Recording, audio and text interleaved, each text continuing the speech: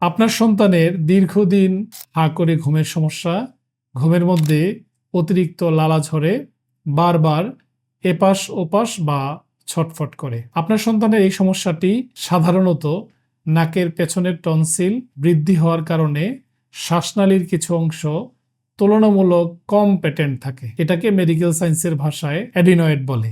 খুব সহজে আপনার সন্তানের একটি এক্স-রে করে জেনে নিতে পারেন আপনার সন্তানের অ্যাডিনয়েড আছে কিনা, থাকলে কোন মাত্রায় আছে, কনজারভেটিভ ম্যানেজমেন্ট লাগবে কিনা, না সার্জিক্যাল ইন্টারভেনশন। বাচ্চাদের হা করে সাধারণত 2.5-3 বছরের পরে এই এক্স-রেটা করা যায়। এক্স-রে নেজোফেরিংস পাশ থেকে ছবি তোলা হয়, এই জন্য এটাকে ল্যাটারাল ভিউ বলা হয়। এক্স-রে নেজোফেরিংস ল্যাটারাল ভিউ করে খুব সহজে বাচ্চাদের অ্যাডিনয়েড আছে কিনা ডায়াগনোসিস করা সম্ভব। পাশাপাশি অতিরিক্ত অ্যালার্জির জন্য এই সমস্যাটা হয়, সেক্ষেত্রে সিরাম আইজিই লেভেল করা যায়।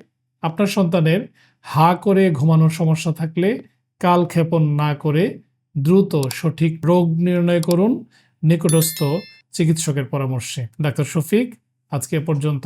আল্লাহ হাফেজ।